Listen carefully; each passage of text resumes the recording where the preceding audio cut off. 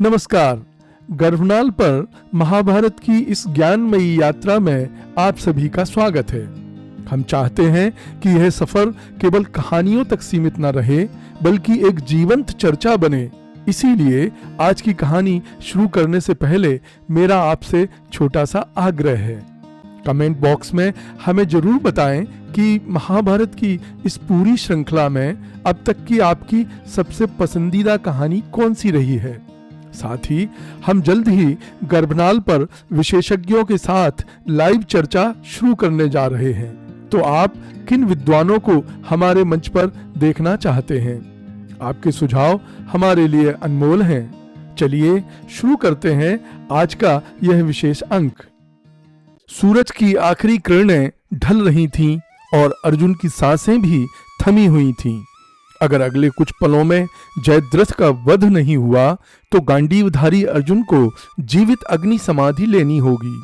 कौरव सेना जश्न मना रही थी, लेकिन उन्हें नहीं पता था कि युद्ध भूमि में एक ऐसी रणनीति रची जा चुकी है जो तर्क और कल्पना से परे थी।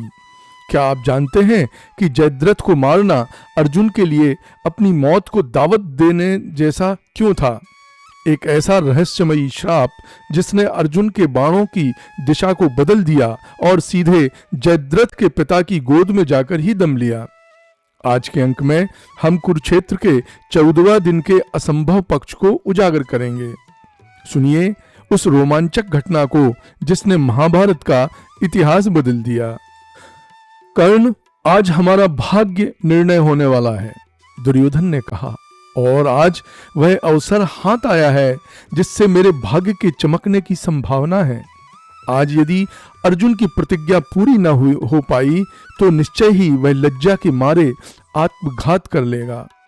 अर्जुन के मर जाने पर पांडवों का नाश भी निश्चित है।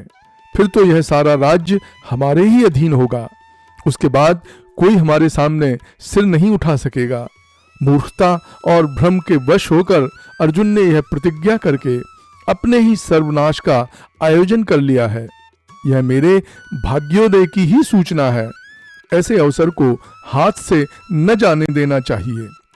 हमें कोई न कोई प्रयत्न करके अर्जुन की प्रतिज्ञा झूठी कर देनी चाहिए। आज तुम्हें अपनी रण कुशलता का पूरा पूरा परिचय देना होगा। आज तुम्हारी परीक्षा का दिन है। अब सूरज अस्त हुआ ही चाहता है, थोड़ी ही देर रह गई है। सूर्यास्त तक अर्जुन जयद्रथ के पास पहुंच नहीं सकेगा। कृपाचार्य, अश्वत्थामा, शल्य, तुम और मैं सभी साथ साथ और हर तरह से सतर्क होकर जयद्रथ की रक्षा करते रहें तो अर्जुन की प्रतिज्ञा पूरी नहीं हो पाएगी। यह सुन कर्ण बोला, राजन, भीमसेन के साथ युद्ध करते करते मैं बहुत थक गया हूँ। मेरा सारा शरीर घावों से भर गया है। शरीर की स्फूर्ति कम हो गई है। फिर भी तुम्हारे उद्देश्य की पूर्ति में यथासंभव पूरा हाथ बटाऊंगा। मैं तुम्हारी ही खातिर जी रहा हूँ। युद्ध स्थल में जिस तरह कर्ण और दुर्योधन में ये बातें हो रही थीं, उसी समय दूसरी तरफ अर्जुन कौरव सेना में प्रलय सा मचा रहा था। अर्जुन की इच्छा यह थी कि किसी तरह कौरव सेना को तोड़ फोड़ कर अंदर प्रवेश करके सूर्यास्त होने से पहले जयद्रथ के निकट पहुंचकर उसका काम तमाम किया जाए। इतने में श्री कृष्ण ने एकाएक अपना शंख 5 जन्य जोरों से बजाया। सुनते ही उनका सारथी दारुक एक रथ लेकर आ पहुंचा।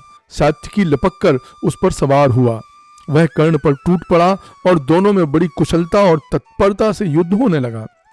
दारुक ने रथ चलाने में बड़ा कौशल दिखाया और सात्यकी ने धनुष चलाने में। दोनों का रण कौशल देखने को देवता आकाश में इकट्ठे हो गए। कर्ण के चारों घोड़े और सारथी मारे गए।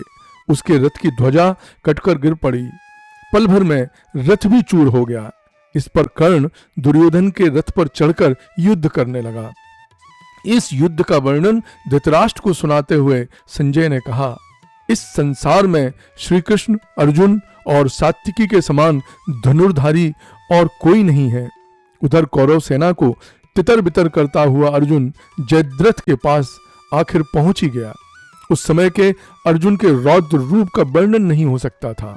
वह अपने पुत्र अभिमन्यु की हत्या और पिछली सारी मुसीबतों को याद करके क्रोध से आग की भांति प्रज्वलित हो उठा। उस समय वह दोनों हाथों से गांडीव धनुष का प्रयोग कर रहा था। कौरव सेना इससे भयाकुल हो उठी। उस समय वह कौरव सेना को महाकाल के समान भयानक प्रतीत होने लगा। जयद्रथ की रक्षा करने वाले सभी महारथियों को हराकर अर्जुन एकदम जयद्रथ के पास पहुंच गया और उस पर टूट पड़ा। पर जयद्रथ भी कोई साधारण वीर नहीं था, वह सुविख्यात योद्धा था। डटकर लड़ने लगा। उसे हराना अर्जुन के लिए भी सुगम न था। बड़ी देर तक युद्ध होता रहा। दोनों पक्षों के वीर सूर्य की ओर बार बार देखने लगे। धीरे धीरे पश्चिम में लालिमा छाने लगी और सूर्यास्त का समय भी नजदीक आने लगा, परंतु जयद्रथ और अर्जुन का युद्ध समाप्त होने के कोई लक्षण नजर नहीं आ रहे थे। यह देख दुर्योधन के मन में आनंद की लहर उठने लगी। उसने सोचा कि अब जरा भी सी देर और है, जयद्रथ तो बच ही गया और अर्जुन की प्रतिज्ञा विफल हुई सी है। दुर्योधन यह सोचकर खुश हो ही रहा था कि इतने में अंधेरा छा गया। सूर्यास्त हो गया।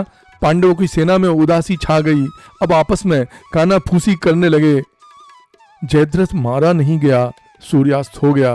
अर्जुन की प्रतिज्ञा पूरी न हो सकी। अब क्या होगा? उधर कौरव सेना में खुशी की लहरें फैल गईं और सैनिक जहां तहां शोर मचाने लगे।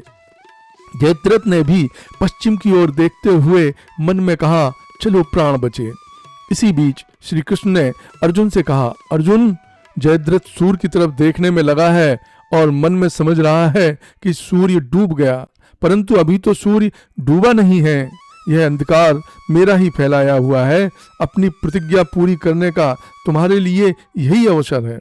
श्री कृष्ण के ये वचन अर्जुन के कान में पड़े ही थे कि अर्जुन के गांडीव से एक तेज बाण छूटा और जयद्रथ के सिर को ऐसे उड़ा ले गया जैसे चील मुर्गी के बच्चे को उड़ा ले जाती है। पर श्री कृष्ण ने समय पर ही एक और चेतावनी अर्जुन को दे दी थी। अर्जुन, जयद्रथ के सिर को जमीन पर न गिरने देना। बाण इस तरह मारना कि उसके सहारे ही वह आकाश मार्ग से जाकर उसके पिता वृद्धछत्र की गोद में जा गिरे। जयद्रथ को मिले वरदान की बात तुमको याद ही होगी कि जिसके हाथों इसका सिर पृथ्वी पर गिरेगा उसके 100 टुकड़े हो जाएंगे। अर्जुन ने ऐसा ही किया।